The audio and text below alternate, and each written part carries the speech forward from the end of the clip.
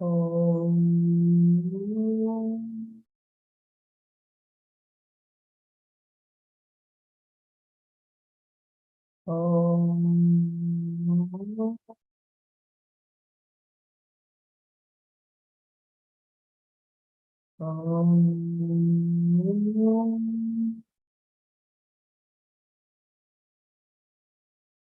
सहना भवतु सहनौ भुनक्तु सह वीर्यं करवावहै तेजस्विनावधीतमस्तु मा विद्विषावहै।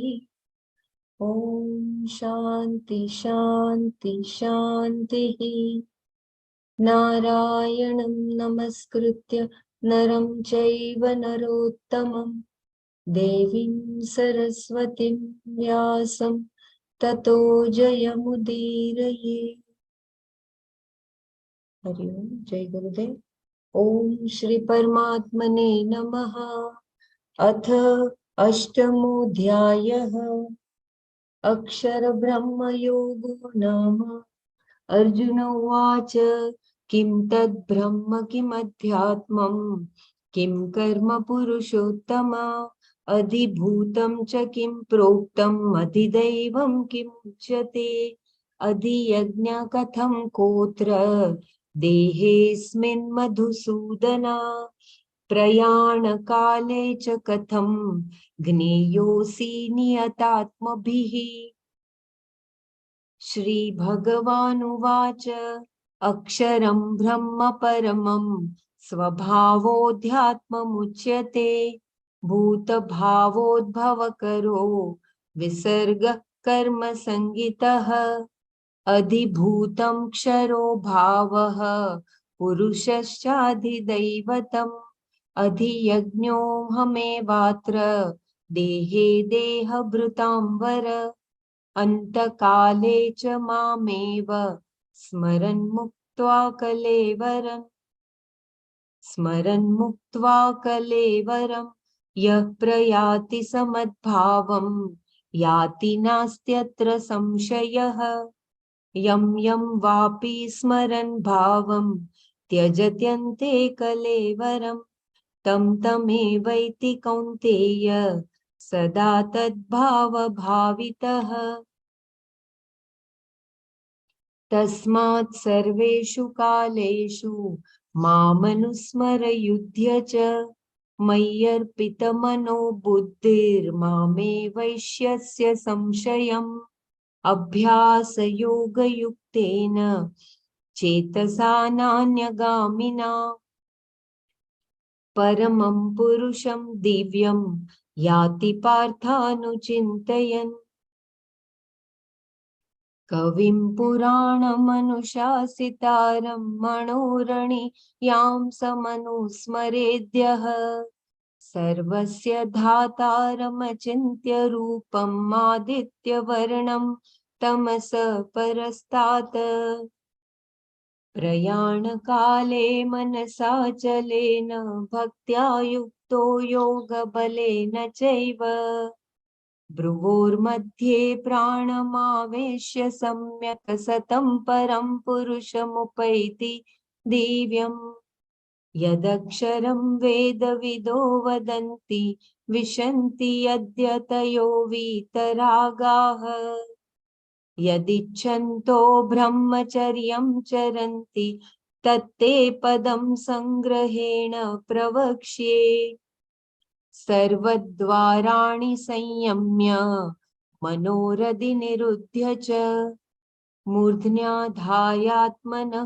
प्राणमास्थितो योगधारणाम् ओमित्येकाक्षरं ब्रह्म व्याहरन् मामनुस्मरन् यः प्रयाति त्यजन् देहं स याति परमां गतिम् अनन्यचेता सततं यो मां स्मरति नित्यशः तस्याहं सुलभ पार्थ नित्ययुक्तस्य योगिनः मामुपेत्य पुनर्जन्म दुःखालयमशाश्वतं नाप्नुवन्ति महात्मानः संसिद्धिं परमां गताः आब्रह्मभुवनाल्लोकाः पुनरावर्तिनोऽर्जुन मामुपेत्य तु कौन्तेय पुनर्जन्म न विद्यते सहस्रयुगपर्यन्तं हर्यद्ब्रह्मणो विदुः सहस्रयुगपर्यन्तं महर्यद्ब्रह्मणो विदुः रात्रिं युगसहस्रान्तां एहोरात्रविदो जनाः अव्यक्ताद्व्यक्तयः सर्वाः प्रभवन्त्यहरागमे रात्र्यागमे प्रलीयन्ते तत्रैवा व्यक्तसंज्ञके भूतग्रामस एवायं भूत्वा भूत्वा प्रलीयते रात्र्यागमे वश पार्थ प्रभवत्यहरागमे परस्तस्मात्तु भावोऽन्यो व्यक्तो व्यक्तात् सनातनः यः स सर्वेषु भूतेषु नश्यत्सु न विनश्यति अव्यक्तोऽक्षर इत्युक्तम् क्षम्यताम् अव्यक्तोऽक्षर इत्युक्तः तमाहुः परमां गतिम् यं प्राप्य न निवर्तन्ते तद्धाम परमं मम पुरुषः स परः पार्थ भक्त्या लभ्यस्त्वनन्यया यस्यान्तःस्थानि भूतानि येन सर्वमिदं ततम् यत्र काले त्वनावृत्तिम् आवृत्तिं चैव योगिनः प्रयाता यान्ति तं कालं वक्ष्यामि भरतर्षभ अग्निर्ज्योतिरः शुक्लः षण्मासा उत्तरायणम् तत्र प्रयाता गच्छन्ति ब्रह्मविदो जनाः धूमो रात्रिस्तथा कृष्णः षण्मासा दक्षिणायनम् तत्र चान्द्रमसं बुद्धिर्योगी प्राप्य निवर्तते शुक्लकृष्णे गति येते जगतः शाश्वते मते एकया यात्यनावृत्तिम् अन्यया वर्तते पुनः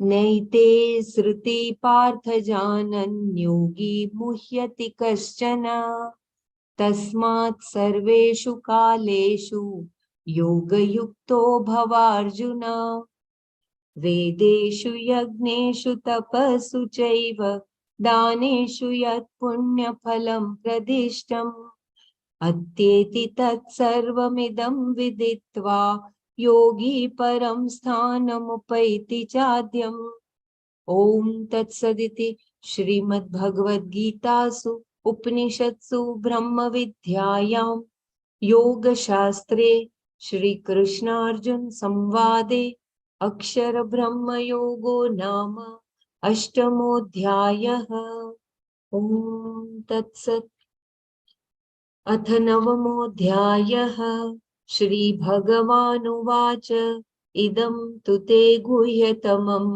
प्रवक्ष्याम्यनसूयवे ज्ञानं विज्ञानसहितं यज्ज्ञात्वा मोक्ष्यसे शुभात् Shrikrishna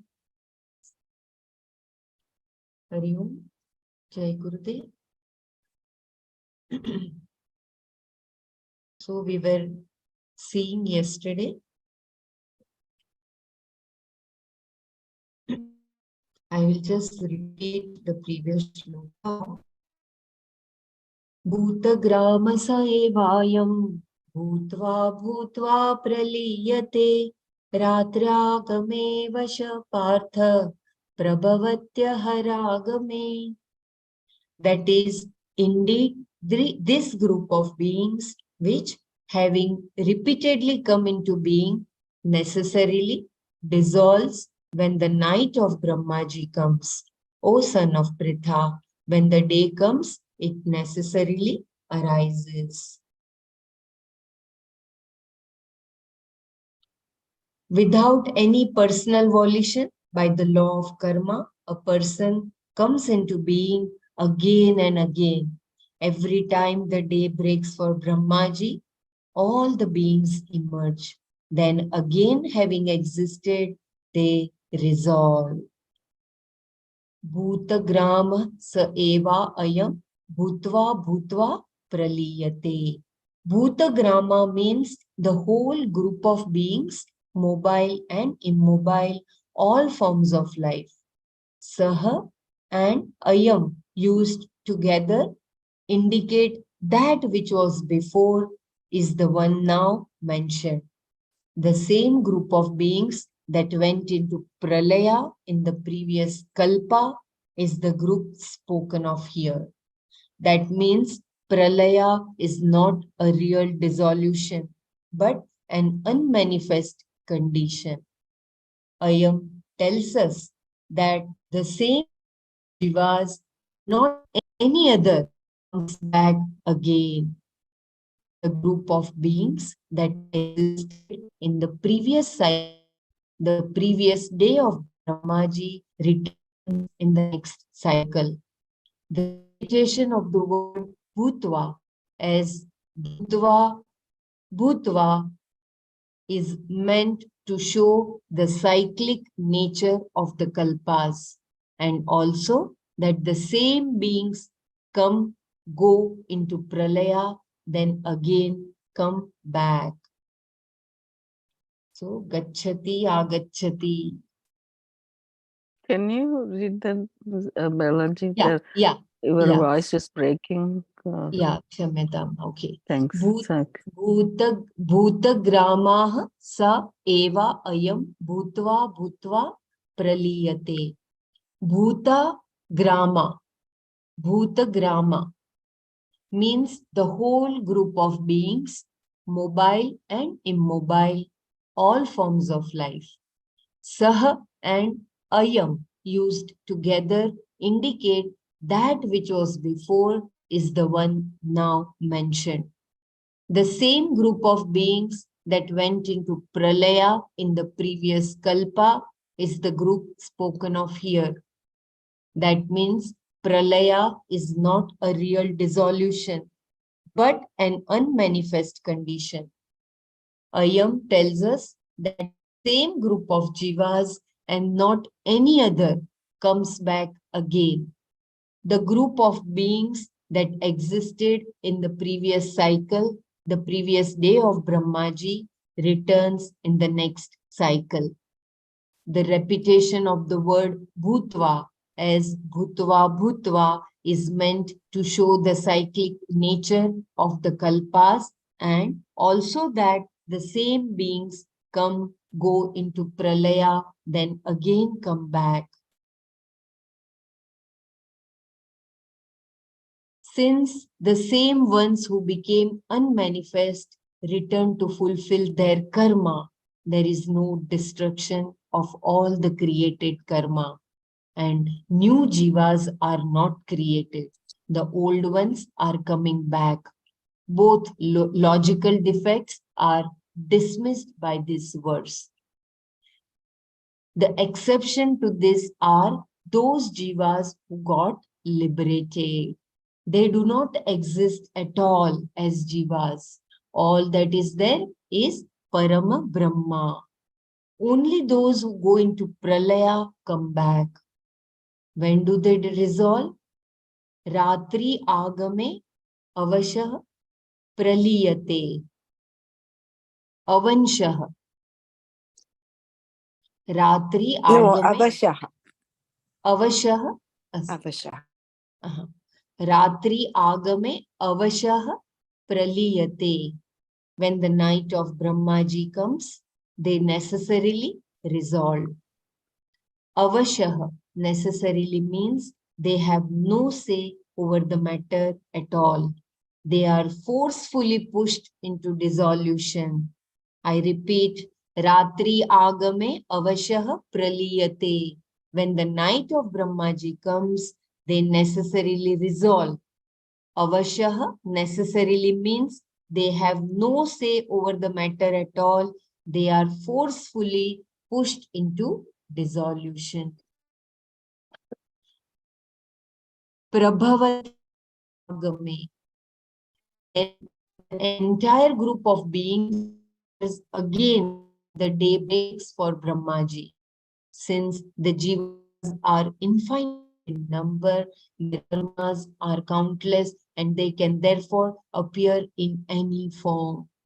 Sometimes you find more animals on this earth and fewer human beings, or fewer animals and more human beings. This is so alarming sentence. I repeat, sometimes you find more animals on this earth and fewer human beings, or fewer animals and more human beings.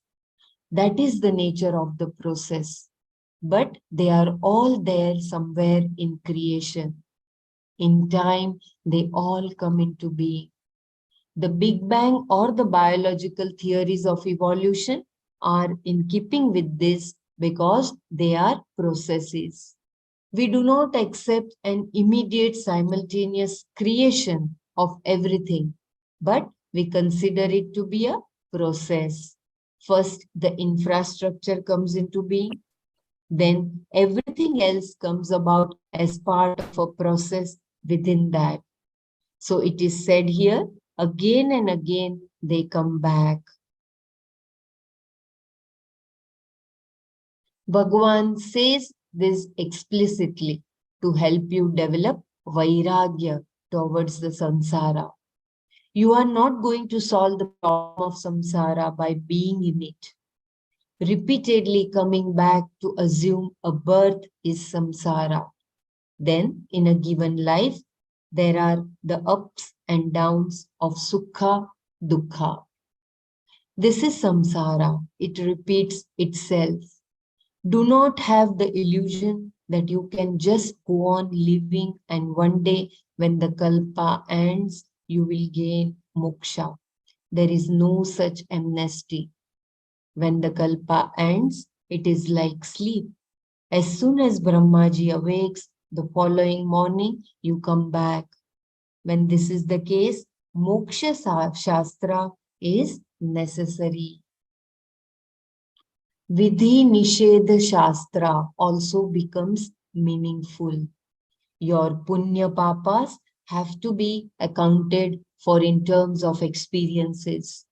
The papas have to be gone through, the punyas have to be enjoyed. You can neutralize some of your karmas, but you cannot totally eliminate all of them because there is an inviolable cause-effect relationship between an action and its result. That is why karma phala is called rita, satya. It is true. It can wait even for one kalpa, but if not now, later in one form or other, here or elsewhere, the jiva will reap his results.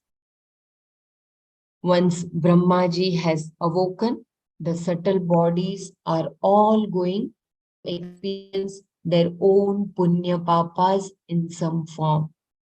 That means both the Vidhi Shastra and the Nishedha Shastra become meaningful. This is within samsara. Then Moksha Shastra also becomes meaningful. Through knowledge, there is freedom. Jnanat mokshaha. This verse shows us that the jivas do not disappear in pralaya. They continue to exist even there and then they return. By saying this, Bhagavan emphasizes what he pointed out before, that is, there is no way of getting rid of samsara except by reaching him. That was in the 8th chapter, 15th and 16th shloka. Mamupetya punarjanma dukkhalayam shashvatam नाप्नुवन्ति महात्मानः संसिद्धिं परमां गताः आब्रह्मभुवनालोकाः पुनरावर्तिनोऽर्जुन मामुपेत्य तु कौन्तेय पुनर्जन्म न विद्यते. So clearly Bhagavan has said that reaching is identifying oneself to be Parameshwara, which is the one thing that is eternal, Nitya. Meaning of Omkara. Earlier in verses 13 and 14 of this chapter, Omkara Upasana as a means for gaining Brahman was pointed out. Om can be a name for Brahman, in which case it is to be understood. Knowing that one is free, or it can be meditated upon as a symbol of Parameshwara. By this, one goes to Brahmaloka and can gain the knowledge of Brahman. Now, if Omkara is the name, the Vachaka, what is the name? The Vakya? What is it that is revealed by Omkara essentially? That is shown in the next 3 verses. Because there seems to be a repetition, Shankara introduces these verses saying that they are taught with a desire to unfold the meaning of Aksharam Brahma, which was referred to as Om. Om iti Aksharam Ekaksharam Brahma. Om iti Ekaksharam Brahma. That is there in the 13th verse of 8th chapter. ओमितेकाक्षरं ब्रह्म व्याहरन् मामनुस्मरन् यः प्रयाति त्यजन् देहं स याति परमां गतिम्.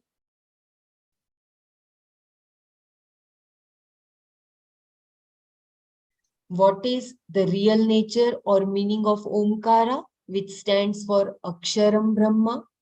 What is the nature of that Brahman for which Omkara is the name? Vachaka.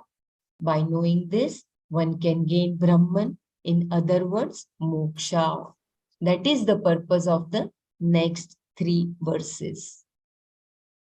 I hope that the things are clear for the 19th verse and the verses we did previously. If you want me to reread anything, please let me know before we go to the next new verse.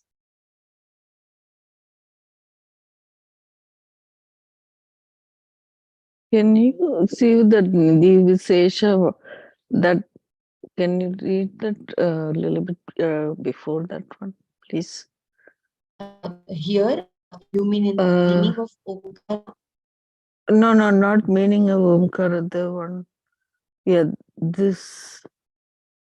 This. Nisheda Shastra? Okay. Yeah, just Yeah. that last line I forgot. The once Brahmaji. Yeah.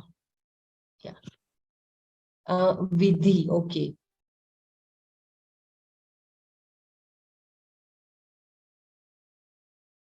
Once Brahmaji has awoken, the subtle bodies are all going to experience their own punya papas in some form. That means both the Vidhi Shastra and the Nisheda Shastra become meaningful. This is within samsara. Then Moksha Shastra also becomes meaningful. Through knowledge there is freedom. Jnanat mokshaha. Okay, so the Punya Papa is called the Vidhi Shastra and the Nisheda Shastra. Yeah, Vidhi Shastra in the previous, I think, verses, Swamiji had explained the recognition part is the last. I mean, that is the last step. From Mumukshu, Jignashu, Yogi to Jnani, and the recognition. that aham brahmasmi iti, that is the vidhi, the last process. So of that, that's what was introduced in the previous verses, if I'm not mistaken. So both the vidhi shastra and the nisheda shastra become meaningful.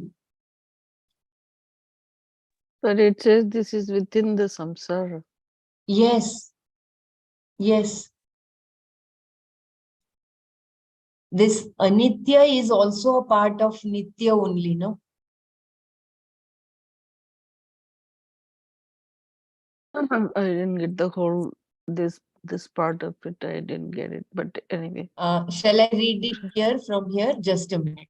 Just read here from here. This is But all because Shankaracharya has put forth those three possible interpretations of this Kalpa and Pralaya. No? Yeah. One was Krita, Krita Vinasha. That is what you do. Whatever you do doesn't matter in the Kalpa. When the Pralaya comes, you'll just dissolve. Nothing happens. So you don't need to do anything. You just have to wait for Pralaya to come, and then you will dissolve. All your punya, papa, whatever is there is going to go. That is the Krita Vinasha. The second one is Akrita Abhyagama. That is, again, when the Kalpa ends and the Pralaya ends, and again another Kalpa of Brahmaji begins, and the next cycle of creation starts. Without, from nowhere, this creation is happening. That means Akrita Abhyagama. So, which means there is no karma, there is no leftover karma and things like that. So, those are the first two possible interpretations. And the third is he's saying Shastra. That purposelessness or something like that. The purposelessness of the Shastra. Then what does the Shastra do? What is the Shastra talks of Nishiddha karma, Pratisiddha karma, and Nitya karma, and all that. So, what is the meaning of that? What is the purpose of the Shastra? So, for that, he's mentioned that the Papa Punyas will remain. It is not that they will disappear. So, once the Kalpa ends and the Pralaya ends, human beings beings are born again based on their balance of Papa Punya. Papa Punya, right. And therefore, the importance of Shastra is Moksha Shastra, this Jnana. So then that is how Shankaracharya links up everything. And he says the first two interpretations are faulty. That is not how it is. Karma, beings are inevitably, without any, helplessly thrown into the cycle of karma. Because of this, the karma itself is rita. That's what the karma phala is rita. It is true. Any action will of course get a result. There is no way whatever you do does not get a result. So that is inbuilt in the framework of karma. That is how creation is sustained and it continues. Okay. So I hope it is. It was in that context that Moksha Shastra and the Shastra, Nisheda Karma, all that came up. Otherwise, there's no point. No, we can just live as we want to. Why do we have to live in the framework of dharma, adharma? We can just live. Whatever comes to our mind, we'll do. So there is that universal law of dharma, which is what guides human beings to act and act according to dharma. Therefore, we have dharma, adharma, and all that, isn't it? Yeah. Otherwise, there's no meaning for Shastra. There's no meaning for the Vedas or Upanishads.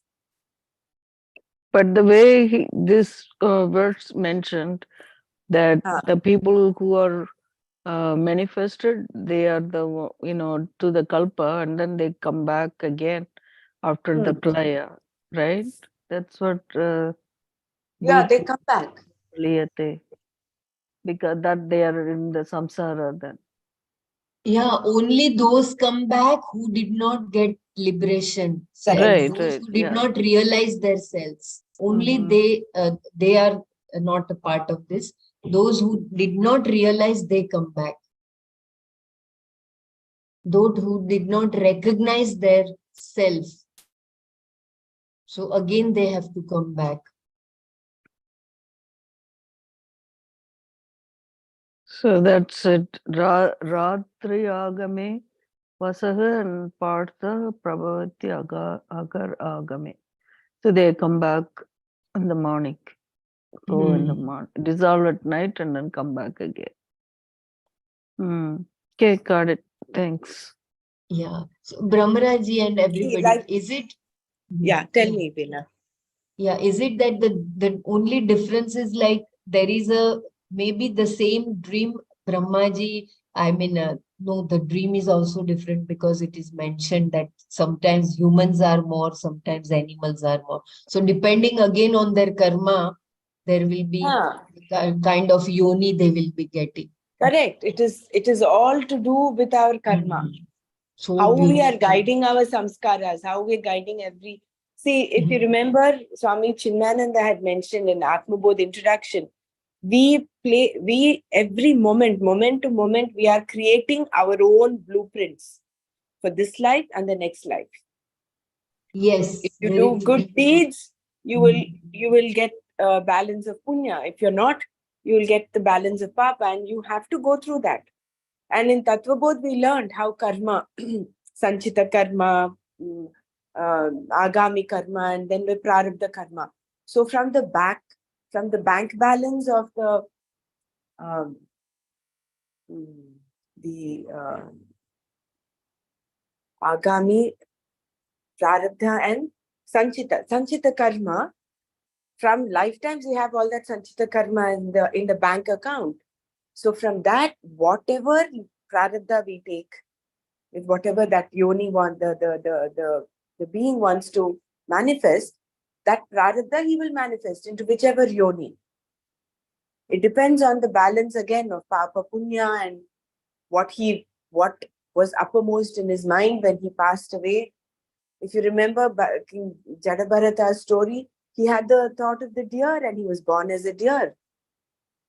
So it is very complex. I mean, Gahana Karmano Gatihi is what is mentioned in Bhagavad Gita. The laws of karma are there. Laws of karma are true. That is why it is called Ritam. The karma phala is Rita. Whereas for us trying to understand, oh, how does this happen? Why animals more, humans less? It is there. It is just that the faith that is how the creator creates the world. For us, what is important here is the Shastra, importance of the Shastra, the purposefulness of the Shastra. So the Shastra aids us in our journey of getting this jnana that we are none other than Brahman. Then we are liberated from the cycle. Otherwise, we are eternally thrown into the cycle. I'm just remembering Vishnu, the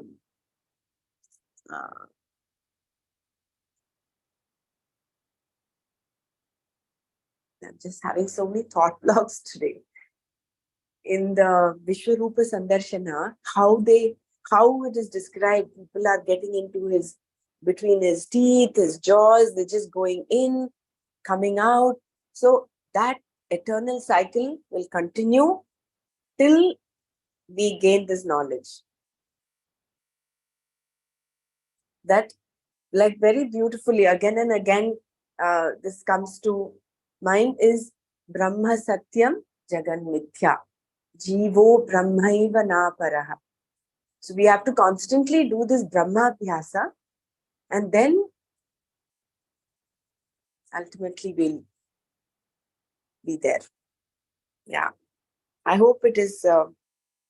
No, it is good. Yeah, that I was just wondering about that, the Vidhi Shastra and what the Nishcheda Shastra basically, what we explained. Like until we exhaust all our power punyas and that we are going into in the same cycle again and again. That's true. Until you gain the knowledge and get there. In this one, they tell you how to do this. This is what the meaning of Omkara says, right? They are going to talk about The next three verses. So perfect. yeah.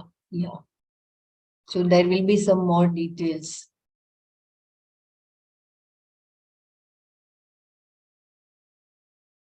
It is unfolding all the secrets, and every time it is just wonderment. Wow. So beautiful. Shall I go for further? Yes, please. Thank you. Yeah, okay. Meaning of Omkara.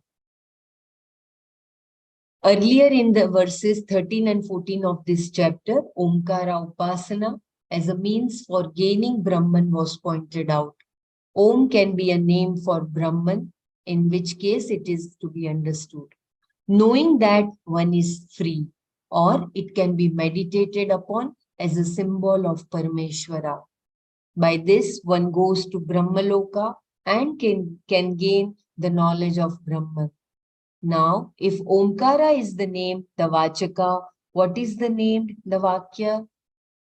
The Vachya, Kshamyatam, the Vachya. What is it that is revealed by Omkara essentially? That is shown in the next three verses. Because there seems to be a repetition, Shankara introduces these verses saying that they are taught with a desire to unfold the meaning of Aksharam Brahma, which was referred to as Om, Omiti Ekaksharam Brahma. What is the real nature or meaning of Omkara, which stands for Aksharam Brahma? What is the nature of that Brahman for which Omkara is the name? Vachaka. By knowing this, one can gain Brahman, in other words, moksha. That is the purpose of the next three verses. Parastasmatu bhavonyo vyakto vyaktat sanatanaha यः स सर्वेषु भूतेषु नश्यत्सु न विनश्यति. Two, but यः, that which is, tasmat avyaktat parah, distinct from, higher than, that unmanifest, anyah avyaktah, another unmanifest, bhavah, existent, sanatanah, eternal, sah, that, sarveshu bhuteshu nashyatsu, when all beings are destroyed, na vinashyati, is not destroyed. Tu yah tasmat avyaktat parah anyah avyaktah bhavah sanatanah sah sarveshu bhuteshu nashyatsu na vinashyati. But distinct from that unmanifest is another unmanifest, which is existent and eternal, that is not destroyed when all beings are destroyed. I repeat, but distinct from that unmanifest is another unmanifest, which is existent and eternal, that is not destroyed when all beings are destroyed. In the previous verse, Bhagavan showed that everything becomes unmanifest, and from that unmanifest condition, everything comes back. This must be clearly understood. When we say the jiva is anitya, it is not like saying a pot is anitya. The name form pot is finite. From the standpoint of the pot, its cause, the clay is not. The pot form is destroyed, but not its cause, the clay. Similarly, when we say the jiva is anitya, it is only the name form, the upadhi, that is anitya. When the physical body dies, the subtle body remains. And when pralaya comes, even the subtle body goes, and all that remains is the causal body. And unlike the clay, the cause of the pot, here the causal body is also anitya with reference to Parama Brahma. Only Atma Vastu is Nitya. When you say I am a Jiva, I is really Atma. Just as when you say this is a pot, there is clay plus the name form pot. Similarly, when you say I am a Jiva, there is Atma plus Jivatva, the individuality, which is only a superimposition upon Atma caused by avidya. If in saying I am a Jiva, Atma is mistaken for the individual, that I is Mithya, because individuality, Jivatva, is superimposed on what is real, the Atma. Only the Jivatva is Anitya for the Jiva, his nature, Swarupa is Nitya. This is so very important. I will just repeat the last paragraph. Only Atma Vastu is Nitya. When you say, I am a Jiva, I is really Atma. Just as when you say this is a pot, there is clay plus the name form pot. Similarly, when you say I am a Jiva, there is Atma plus Jivatva, the individuality, which is only a superimposition upon Atma caused by avidya. If in saying I am a Jiva, Atma is mistaken for the individual, that I is Mithya, because individuality, Jivatva, is superimposed on what is real, the Atma.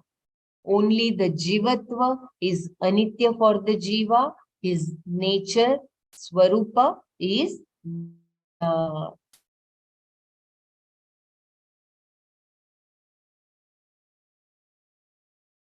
Swarupa is truth. We must understand this well. There is a breaking of voice. I will repeat. We must understand this well. Otherwise, there will be a problem of a mix-up between what is Vastu and what is Avastu. This mixture exists in every situation. Only the Vastu is real. A Vastu being dependent upon the Vastu for its existence. Since it draws its existence from the Vastu, the Avastu is not another object. It is non-separate from the Vastu. Please pay attention. This is a very important line. Since it draws its existence from the Vastu, the Avastu is not another object. It is non-separate from the Vastu. Therefore, there is only Vastu. This entire world is nothing but Parama Brahma. All that you see, the seer and the sight are nothing but Vastu. If this is understood, you know that at the time of Pralaya, the Jivas resolved into the unmanifest, the Avyakta Upadhi, otherwise called Ajnana Upadhi. When Brahmaji goes to sleep, it means that Brahmaji is in that particular state where he does not see that he is omniscient. That is what they call the unmanifest state, avyakta avastha. I repeat, when Brahmaji goes to sleep, it means that Brahmaji is in that particular state where he does not see that he is omniscient. That is what they call the unmanifest state, avyakta avastha.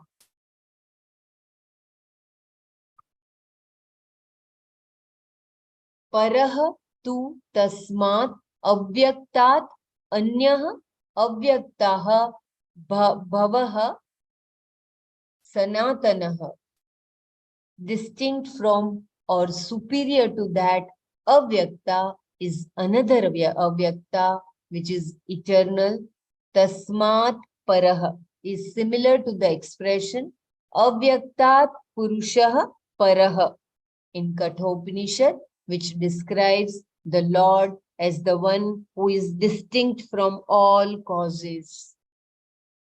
I repeat, parah tu tasmat avyaktat anyah avyaktah bhavah bhavah sanatanah.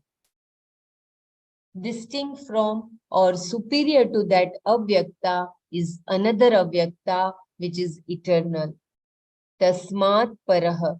This is similar to the expression avyaktat purushah parah in Kathopanishad, which describes the Lord as the one who is distinct from all causes. Mahatah param avyaktam avyaktat purushah parah purushanna param kinchita sa kashtha sa paragatihi. The unmanifest is higher than Mahat. Purusha is higher than the unmanifest. There is nothing higher than Purusha. He is the end. He is the highest goal.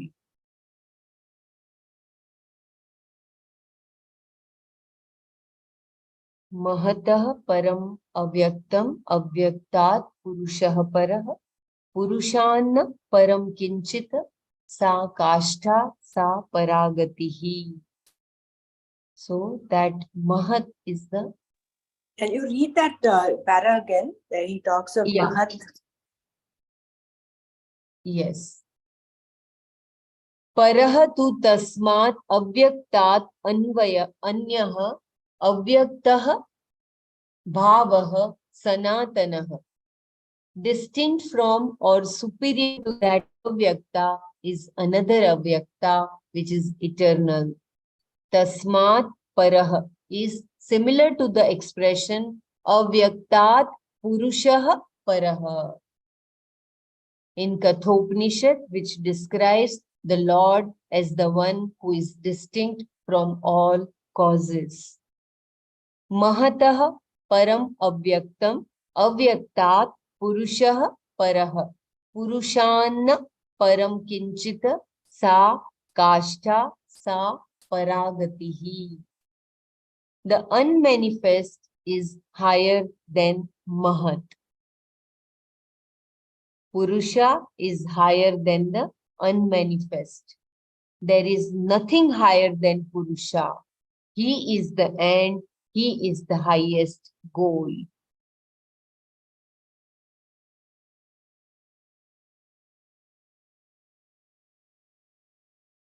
Mahat. I think as Mahat Shabda, Brahmaraji, Mahatah is higher than unmanifest. No, Mahataha Purushat Mahataha Paraha, right? Is that what The is meant? unmanifest is higher than Magat. It is. I think what is Magat means. I don't know. It says something like Jiva. I don't know.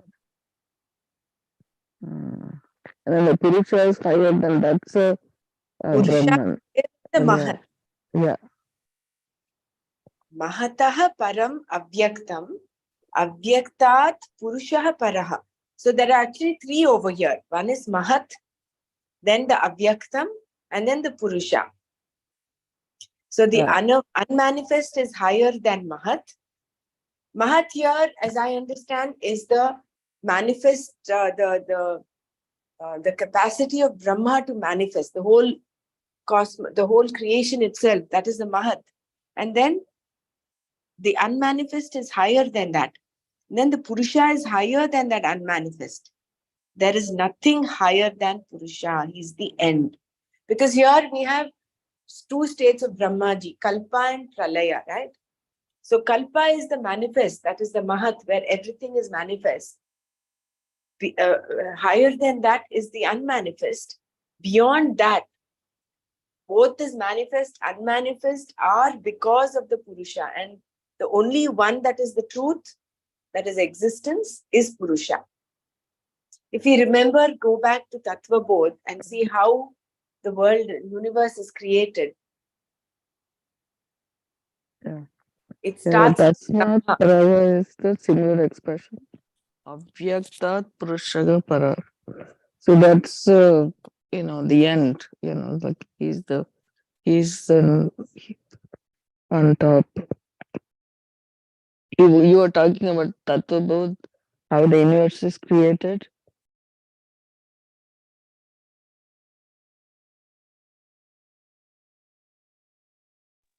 Yeah, in the Tattva.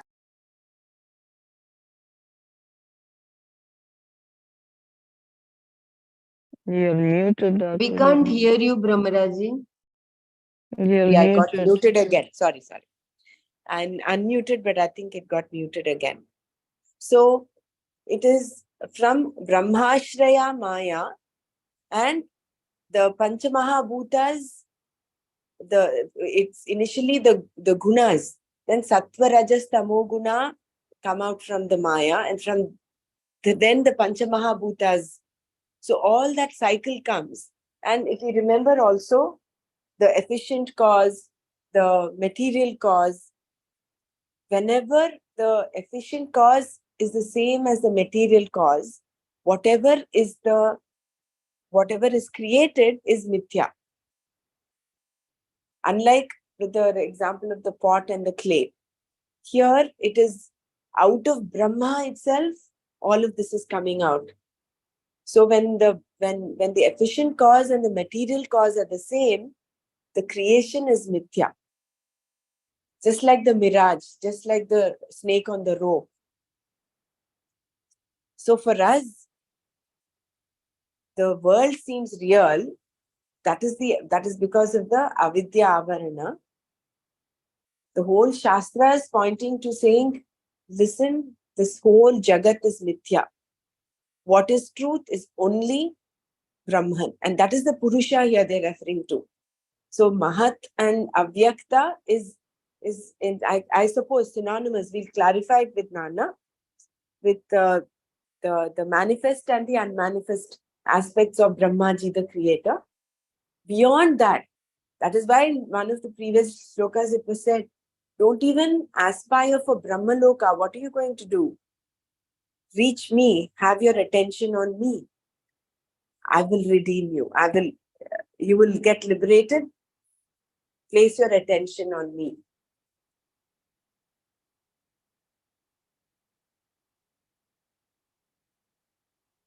And here again, one more point. Brahmaji is in that particular state where he does not see that he is omniscient.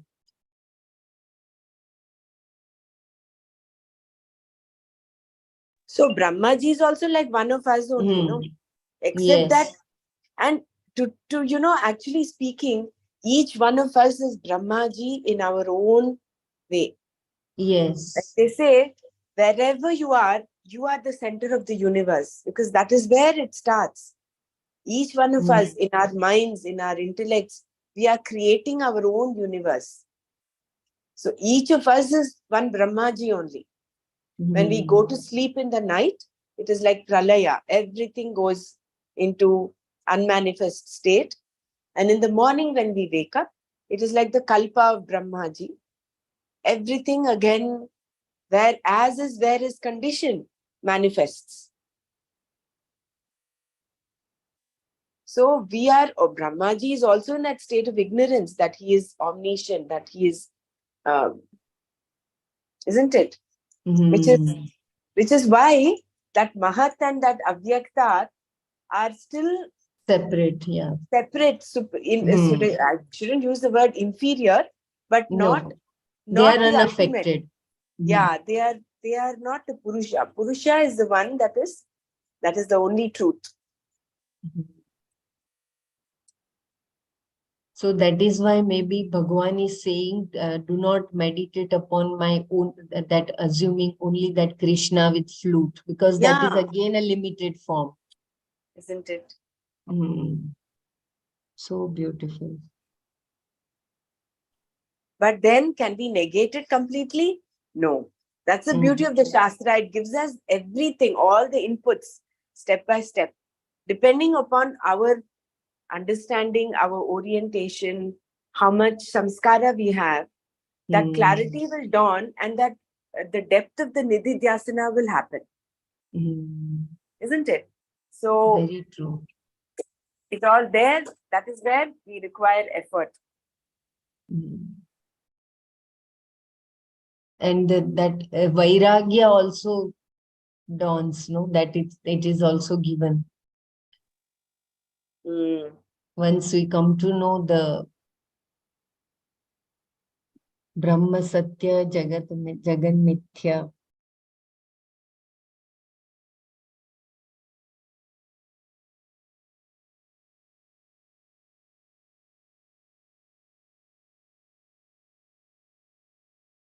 But then just one thing, Brahmaraji, those who were the sages or those who were yogis or those who were jnanis, they do not return. So we cannot say कि ये गोपी था या ये ऋषि थे, क्योंकि they have already dissolved. Isn't it? Yeah, there is no difference between them and Brahman. No, they are. We are only looking at their Nama Rupa. But that Nama Rupa is dissolved and they are. I didn't get your question. But Didi, they are different. Oh, sorry. They are different from Purusha. Purusha is unmanifest, right? But they are manifest. So they are Brahman, but not Purusha. Na? Purusha is even higher. Like.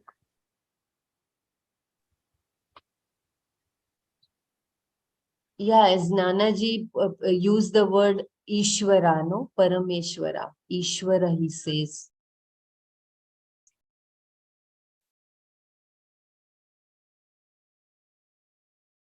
Can you please read further and see whether what they describe in the further paragraph? Okay. Thank you. Yeah. We always accomplish an end in samsara. Purusha himself is expressed here as the end to be accomplished. Purusha is non-separate from myself, and that is also the limit, the end to be accomplished. That Purusha is Parameshwara, who is non-separate from Atma. Recognition of that is the end, and the recognition is the very nature of moksha. I repeat, we always try to accomplish an end within samsara, but Purusha himself is expressed here as the end to be accomplished. Purusha is non-separate from myself, and that is also the limit, the end to be accomplished. That Purusha is Parameshwara, who is non-separate from Atma. Recognition of that is the end. Recognition of that is the end, and the recognition is the very nature of moksha. The nature of moksha is described in various ways. Freedom from bondage, freedom from self-ignorance, freedom from samsara, reaching the abode of Vishnu, not as a place, but as recognition that I am one with Ishvara, or gaining Ananda are some of the expressions describing moksha. A most interesting one is that you gain the Purusha. This is only possible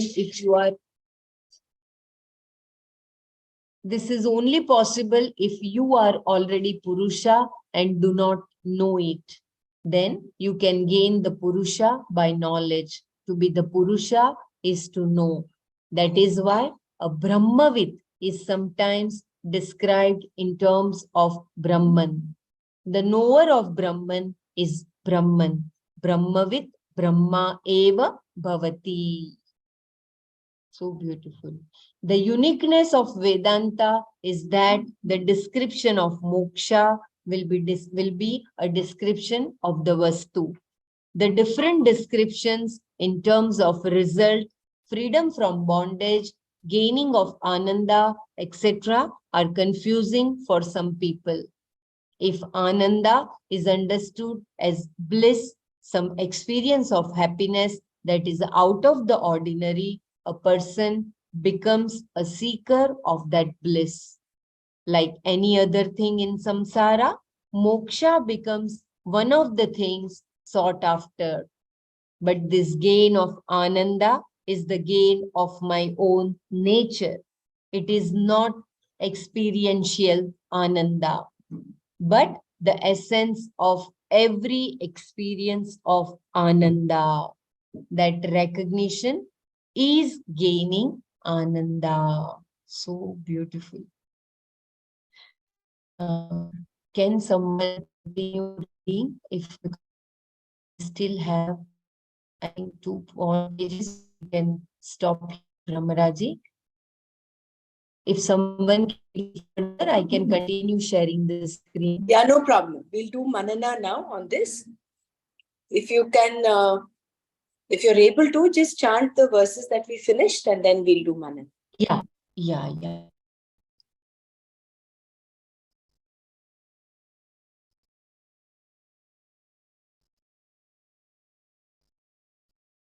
I think from 19 you did, right? भूतग्रंस एवायं भूत्वा भूत्वा प्रलीयते रात्र्यागमे वश प्रभवत्यहगमे. There is indeed this group of beings which have repeatedly come into being necessarily dissolves when the night of Brahmaji comes. O son of Pritha, when the day comes, it necessarily arises.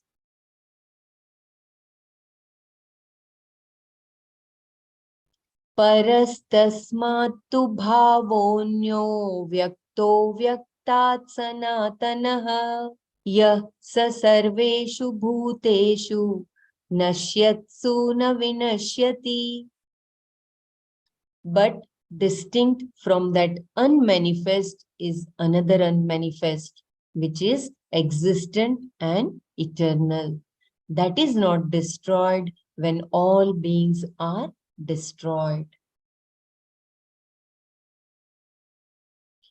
Mahatah param avyaktam avyaktat purushah parah purushanna param kinchit sa kashtha sa paragatihi. The unmanifest is higher than Mahat. Purusha is higher than the unmanifest. There is nothing higher than Purusha. He is the end. He is the highest goal.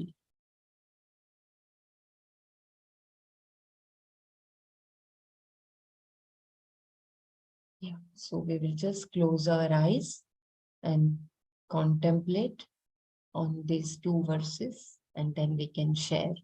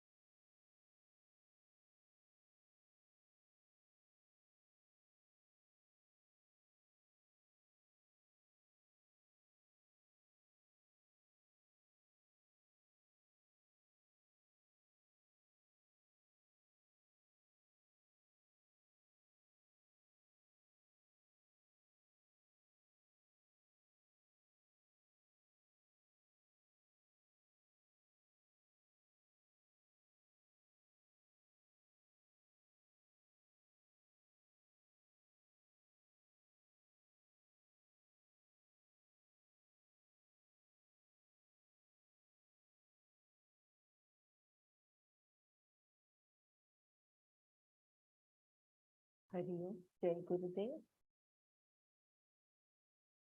For me, the last shloka from Kathopanishad is the ultimate takeaway.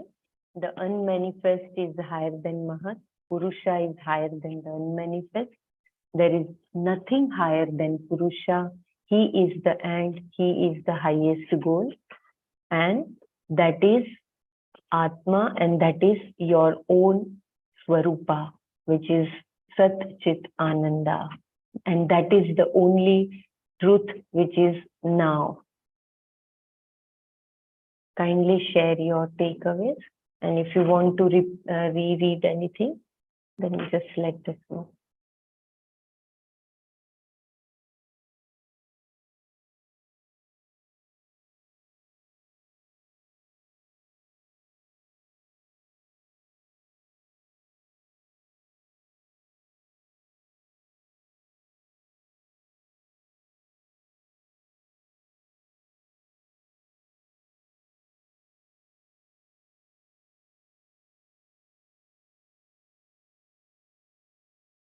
He was also describing the Om as the Vachaka of this.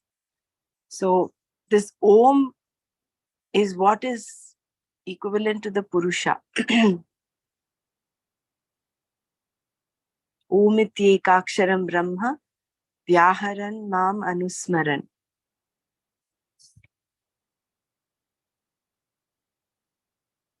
So there's a lot of correlation between what is being described here in these few.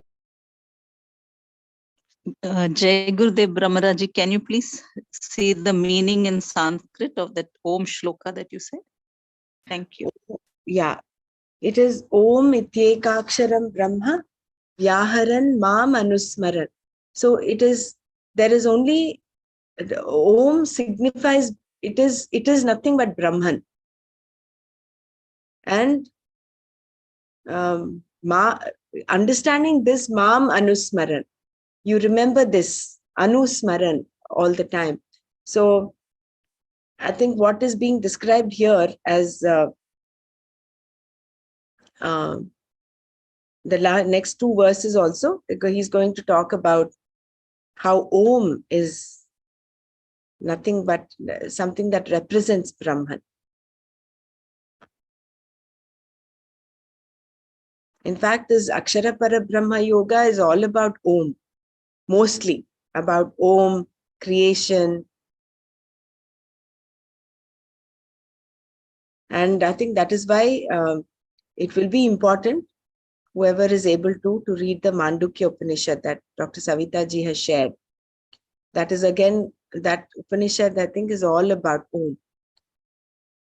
Anyone else wants to share anything? Didi, Om is manifest or unmanifest?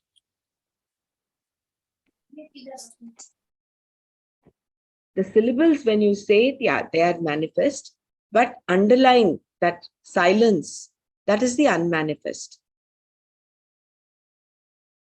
Thank you, Didi. Isn't it? Yeah, Didi, so nicely explained. Yeah, the Om is that we talked about the waker, Correct. dreamer, and that deep sleep state, right? And above that is Turiyam state. That's one becomes the silence, that where is the Atma. So then it's a witness to all three states, the consciousness associated with all of that and above that. So like you said, yeah, these other states are like manifest and then the other one is unmanifest. Also, when we talk of this Mahataha Avyaktat Paraha, Avyaktat Purushaha Paraha, when we talk of that, I'm not sure whether we can create this analogy of the waker, deep sleep, and the Turyavastha, wherein better than, I don't know, but that's what I'm just saying it. I'm not sure whether it's the right thing. You But said Avyakta Avastha, right? What was that? Avyakta. Avyakta is the Avyakta unmanifest. Right. So deep sleep is much better than the waking state, isn't it? Where waking state, your mind is going outwardly, you're getting caught up in raga, dvesha, whatever. But in deep sleep, all that you have, you experience that bliss of the self. in the Karana Sharira. But is that all? Is that the ultimate? No, because there is something beyond that, which is the Purusha, which is that Turiya Avastha, where it is because of that the remaining states are. So Mahat, Avyakta and Purusha. Similarly, even for Om, the A, Uma, they represent the waking dream and the deep sleep state. Whereas the silence that is between the two Oms, the silence that runs in and through the syllables, that is the pure consciousness.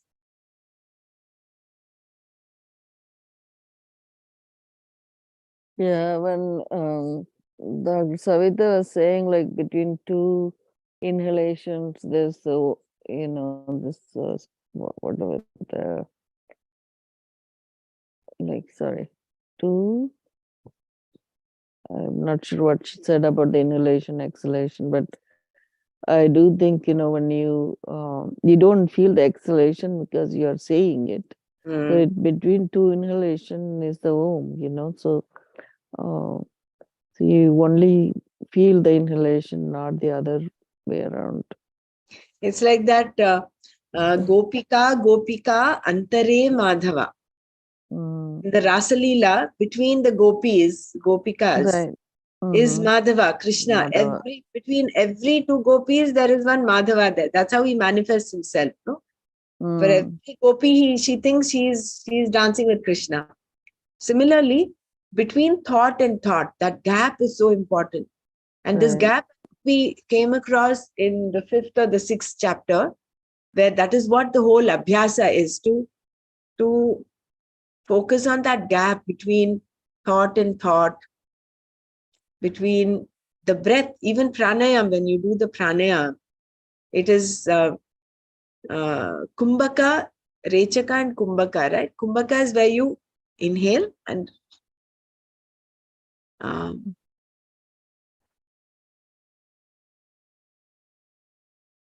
where you stop your breath for a while. Where Kumbhaka you hold. Kumbhaka is hold, right? Yeah. Rechaka is no, there is one for inhalation, one for holding. And is there one for exhalation? I'm not sure whether there are two different terms for inhalation, exhalation. Kumbhaka is where you hold. So that gap is where your mind stills down and you're able to just. So the gap is what is important. Gap between the Oms. Actually, when you said that one we read, holding the breath on top of your head, basically, when you do the inhalation, it goes down, right? And then as you are doing this Om part, or or whatever that goes up, as you're going up, you're holding that silence. That's where this, I felt like we are holding the breath on top of the head, like it comes up and then you're holding for 1, 2, and then you inhale again and go back, doing the same. So it kind of felt, it was mentioned in that other sloka in two ways. One is you're doing this Om Abhyasa, and then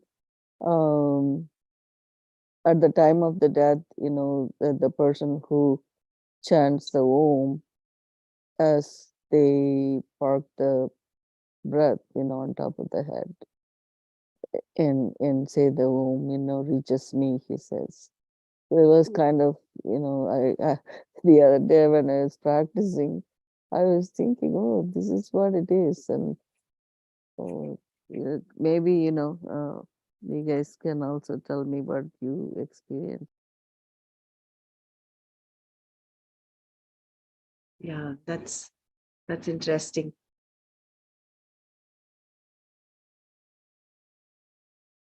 Nicely explained, that holding the breath and taking your attention to the top of your head or between the two eyebrows. And it says top of your head, as basically it comes to your as you stop in between eyebrows, right? That's where that we feel One like shloka, it said, I think, top of the head. Another Yeah. one, it said between the eyebrows. eyebrows, yeah. Ah. But that prayana kali thing was said on top of the head. Mm, Yeah, so I wasn't sure when the breath goes and stays where, like when it say on top of the head, mm. as you kind of gaining the breath and that it goes out like that. I think basically Urdhvagami Chetna, while leaving the body, the Chetna should be Urdhvagami. Mm. The prana can leave through different outlets, no? It can leave through your anus, it can leave through your eyes, through your mouth, through the top of the head. For a jnani, apparently the prana leaves when he's leaving his physical body, it leaves through the sahasrara. So from where the prana leaves is kind of an indication, I don't know, about how evolved the person is. There are some who defecate, who urinate or defecate at the time of death. Some who just throw up. Some who nothing happens. They just pass off peacefully.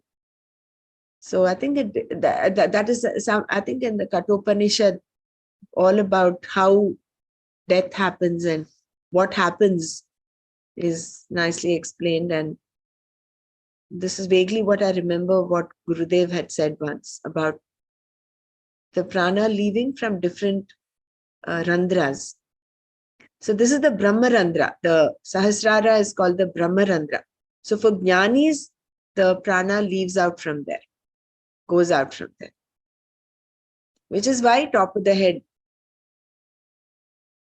paying attention to the top of the head. Yeah. Yeah. So shall we come to chapter 6? If anyone wants to share still or ask, please go ahead. Otherwise, we'll continue with chapter 6. I find it so in sync what we're reading in chapter 8. Everything till now, when we've been doing this one chapter and coming back to one shloka of the chapter 6, there's so much of sync. I mean, we're talking of knowledge only. Of course, the whole thing is circular. The whole knowledge itself is like that. But it is very beautiful. So yesterday we read this, how can I recognize Atma when it is never an object? Yeah, How this do you is what I appreciate- was saying. What is Atma and all that? Oh, good. Okay. So We're how still do in you Sarva Buddhas, that same sloka? Right, we're still on Sorry, I shloka missed it. 29. Yeah. Sarva bhutastam atmanam sarva bhutani chatmani ikshate yoga yuktatma sarvatra samadarshana. That is the shloka. So how do you appreciate the sarva bhutasta atma? Since atma never becomes an object, you cannot see it like you see the string that runs through different beads, thereby holding them together. Because you can see both the beads and the string, you can say that the string is sarva bhutasta, the beads being all the bhutas. The string is not just in one bead, it runs through all the beads. Even if the beads are of different shapes, colors, and value, all of them are run through by one string. Here, both the beads and the string are objects. Both of them are anatma. Although this illustration is used to explain sarva bhutasta atma, like any illustration, it is subject to defect. The defect here is that both the beads and the string are anatma. As an object perceived by you, the string is anatma, and so are the beads. Even if the string is not seen by you, because the beads are strung so closely together, you can infer that the string is there. Thus, the string is an object inferred by you. Whether an object is perceived or inferred, either way, it is an object known by you and is therefore anatma. So either seen or inferred, both are anatma, because you You're able to see or infer it. But here, how does the one who recognizes the Atma in all beings recognize it? I recognize the various beings. But if I recognize in all of them one Atma, Atma becomes an object of recognition. Atma can never be recognized as an object. How then is the statement Sarva Bhutastam Atmanam Ikshate to be understood? Atma is only one, and that is I. There is no other Atma because everything else is Anatma. If we define Atma as one thing referred to as the first person I, then everything that is evident to this Atma becomes Anatma. Therefore, is there not some difficulty here? How am I to recognize Atma in all these Anatmas? I will read this one more time. Atma is only one, and that is I. There is no other Atma because everything else is Anatma. If we define Atma as one thing referred to as the first person I, then everything that is evident to this Atma becomes Anatma. Therefore, is there not some difficulty here? How am I to recognize Atma in all these Anatmas? This problem arises because this Atma that I recognize as myself is not only in my physical body. It is not in any one physical body alone.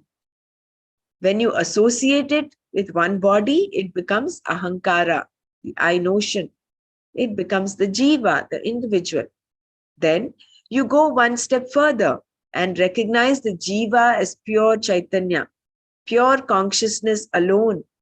Then everything else in the world, all the beings, all the minds, etc., have their being in that consciousness, which has no particular location.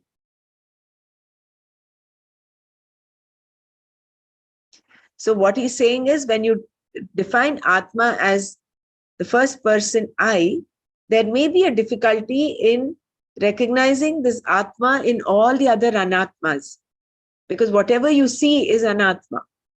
So how are you going to recognize this Atma as being Sarva Bhutastam? So there, he says, it is not just in one physical body. It is there. You recognize, you go one step further and recognize Jiva is pure Chaitanya. Jiva is nothing but Atma, pure Chaitanya, and everything else, all the beings, all the minds have their being in that consciousness, which has no particular location. So then you very easily, you're able to see the Sarva Bhutastam Atma. When you consider the Jiva as pure consciousness, pure Chaitanya. Consciousness Atma is not located anywhere. If consciousness had a location, then it would be located only in living beings. In other words, consciousness would be here in one living being and at another place in another living being. Then how would we recognize the one that is present in all these beings? Between two beads, we can see or infer there is string. This is how we know that the string obtains in space also. But if consciousness had a particular location, how could we recognize it? There is no way to recognize consciousness, Atma, except by understanding that it has no location. It is not located anywhere. It is, space also is in it. So where can you put a location for Atma or consciousness? Location itself is always in terms of spatial inquiry. Isn't it? We say this is located here. So there is a spatial existence for any location, particular location. The very concept of location is based upon the various forms that you see abiding in a space context. You see one object existing in one place, place P, another object existing in place P1, and between them there is space. Therefore, you say this object is located here and that object is located there. The location for two objects not being the same, you ask where particular objects are located or from where a certain person comes, etc. So in the context of space, you have location. Location implies a spatial context. A physical body definitely has a location. It has to be located. Even concepts have their own location. And if you analyze the location of all these, you will find that they exist within the framework of time and space alone. All concepts, time-space concepts, and objects within time-space concepts exist where that in which they are located is Atma, consciousness, called Sarva Bhutastha Atma, the self or the truth of all beings. It's so wonderful, right? So time and space also have their existence in Atma. Why? Because Atma is not located in any one particular place. To understand this is to have an appreciation of Nirvishesha Chaitanya, attribute-free consciousness, which is the Swarupa, the nature of Atma. Nirvishesha Chaitanya is not located in time or space because time and space are not absolutes existing parallel to Atma. Time and space have their existence in the being that is Chaitanya. Consciousness, Chit, is the being. The existence, Sat. Sat is Chit. Chit is Sat.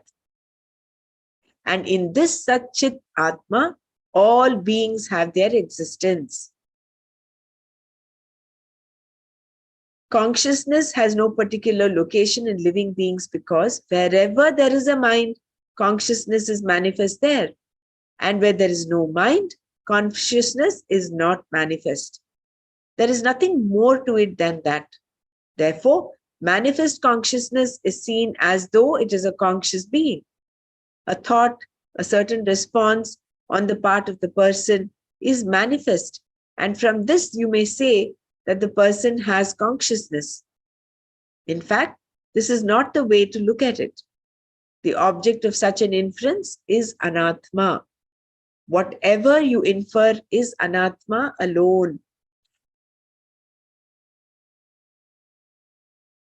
I will need to read this one more time. I'll just read this paragraph as well and then we go back. The Chaitanya has no location whatsoever. In Chaitanya, everything is located. If this is understood, then wherever there is a being, the being has its being in the self. The self is the basis, adhishtana, for all beings. All beings have their adhishtana, their basis in the self alone.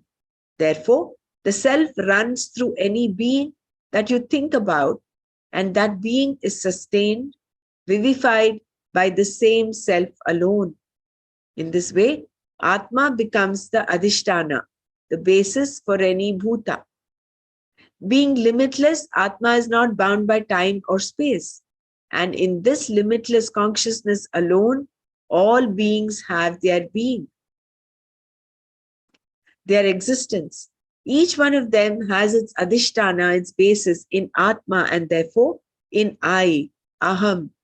Aham, Atma, is not the self of any one being. It is the self that abides in all beings. Sarva Bhutastha Atma. So beautifully Swamiji has explained, although I may need to read this one more time. Yeah, do you want me to go through this one more time?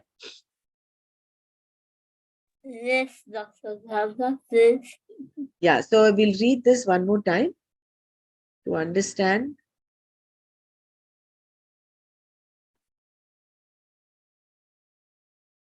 Time and space also have their existence in Atma. So we understood the previous one, right? Atma is not located anywhere. Because location means a spatial existence. Whereas all concepts, time, space And objects within time-space exist where, that is, in which they are located, that in which they're located is Atma consciousness, called Sarva Bhutastha Atma. So time, space itself are existing in Atma.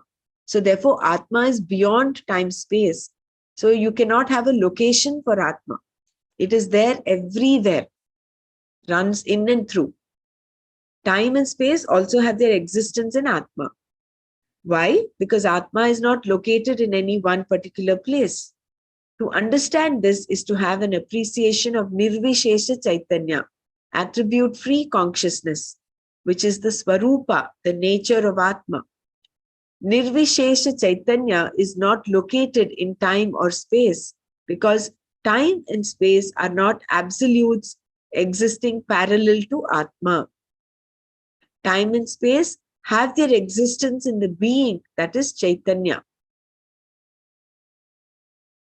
Consciousness, Chit, is the being, the existence, Sat. Sat is Chit, Chit is Sat. And it is in this Sat Chit Atma all beings have their existence. Not just beings, also time and space. We looked at time when we did the Aharyad Brahmano Viduhu, and we did the ages document where the batting of eyelid of Srihari is 300 trillion, human years. So Srihari itself is time, or he is beyond time. Consciousness has no particular location in living beings because wherever there is a mind, consciousness is manifest there. And where there is no mind, consciousness is not manifest. There is nothing more to it than that. Therefore, manifest consciousness is seen as though it is a conscious being. A thought, a certain response on the part of the person is manifest. And from this, you may say that the person has consciousness. In fact, this is not the way to look at it. The object of such an inference is anatma. Whatever you infer is anatma alone. So wherever, if there is a mind, a thought, or a reaction, anything, all that, because you're able to see, you're able to infer and see, it becomes anatma. The Chaitanya has no location whatsoever. In Chaitanya, everything is located. If this is understood, then wherever there is a being, the being has its being in the self. So whether in the waking state, dream state, deep sleep state, in all these states, the being has its being in the self. It does not need consciousness to manifest, like in the previous para it was mentioned. If the mind, there's a thought that manifests, there is consciousness there. And if there is no thought, there is no consciousness. Is not manifest. Sorry. It's not like that. So the Chaitanya is located, everything is located in Chaitanya. So then wherever there is a being, the being has its being in the self. Even if it is after death, for instance, the Sukshma Sharira, Karana Sharira, all that is still existing in the self. The self is the basis, Adhisthana, for all beings. All beings have their Adhisthana, their basis in the self alone. Therefore, the self runs through any being that you think about, and that being is sustained, vivified by the same self alone. In this way, Atma becomes the Adhisthana, the basis for any bhuta. Being limitless, Atma is not bound by time or space. And in this limitless consciousness alone, all beings have their being, their existence. Each one of them has its Adhisthana, its basis in Atma, and therefore in I, Aham. Aham, Atma, is not the self of any one being. It is a self that abides in all beings. Sarva Bhutastha Atma. So in order to understand this, the one step that we need to take is understand that the Jiva is nothing but pure Chaitanya. not anything else. Our identification with the pure consciousness, not with other 6 layers of existence. The more we identify ourselves with the body, mind, intellect, breath, memory, and ego, we are identifying with Anatma. Whereas when you identify yourself as pure Chaitanya, then that pure Chaitanya runs in and through creation. Therefore, you can see yourself, that I abiding in the self, and all beings abiding in that pure consciousness. I think we'll stop here today. If anybody wants to say anything, please do. Otherwise, we'll continue tomorrow.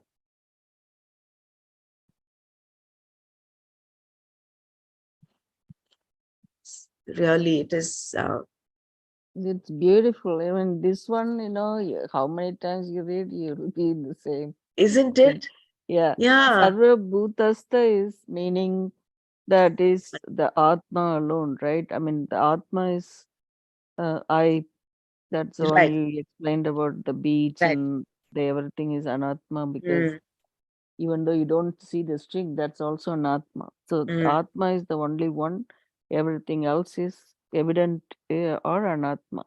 And then where the other sentence he said, Sarva Bhutani Atmani Ikshate. That one is all Bhutas are not separate from Atma.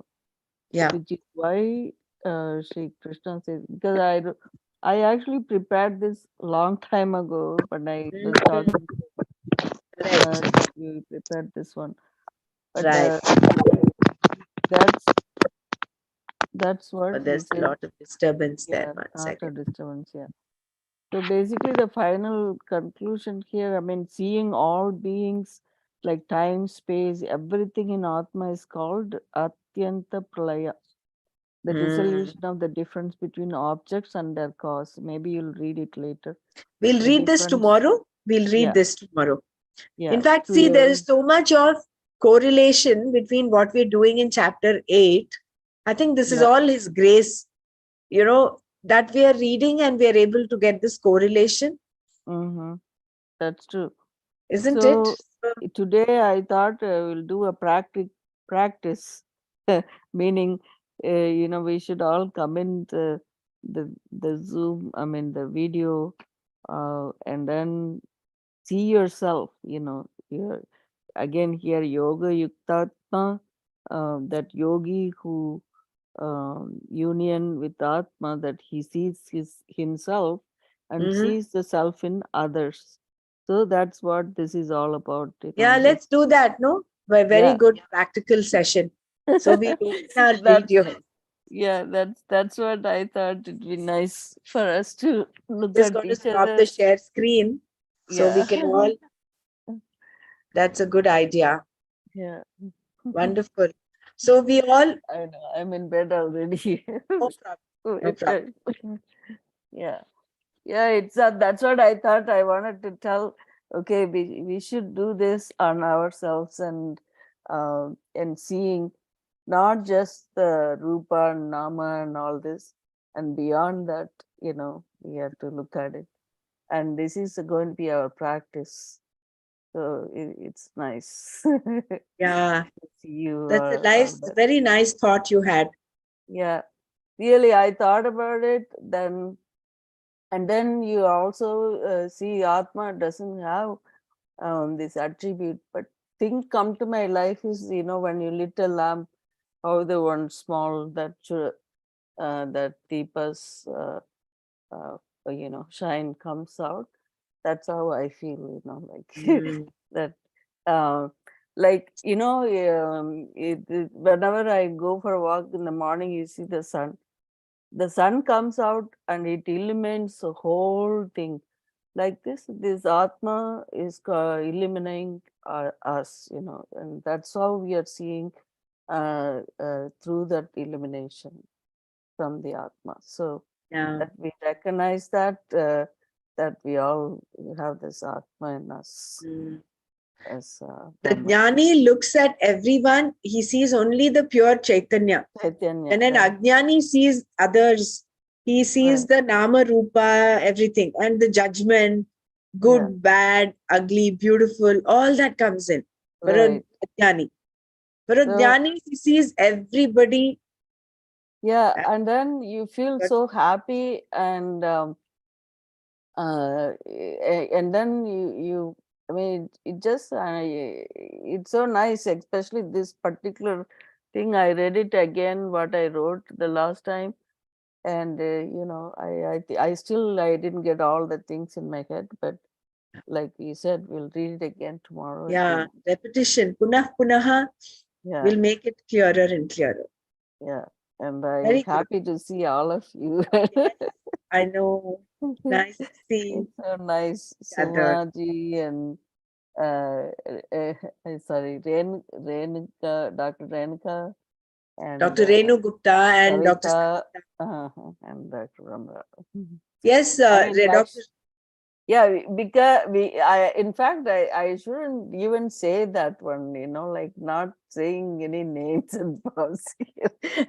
Yeah, exactly. Yes, yes. All We are all saying Atmas. Om.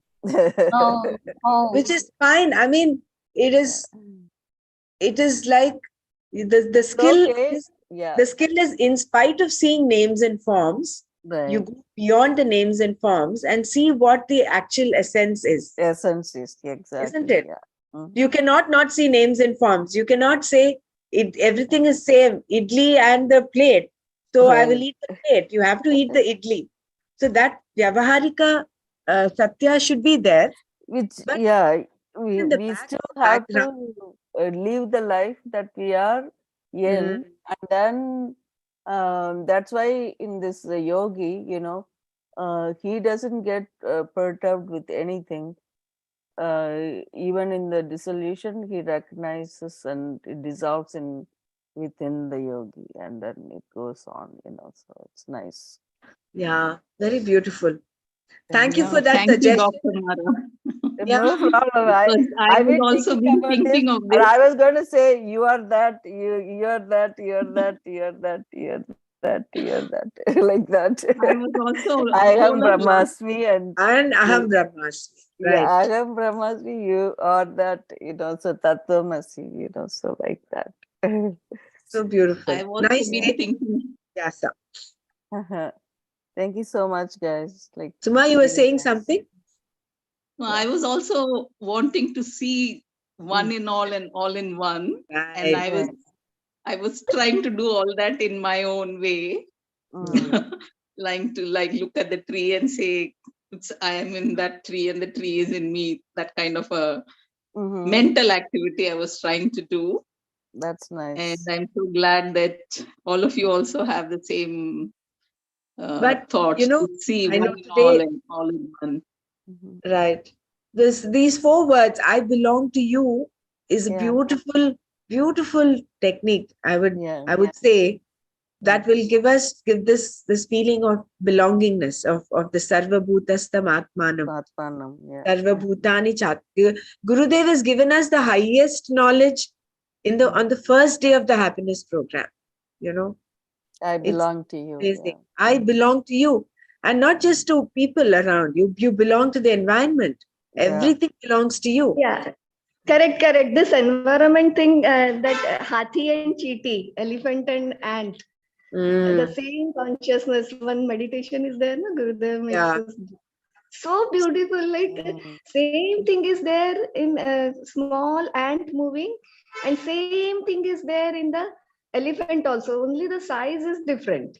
Right. And that is really baffling, and that takes us to that level, that Sarva Bhuta Dicha Atmani. It's very beautiful. Yeah.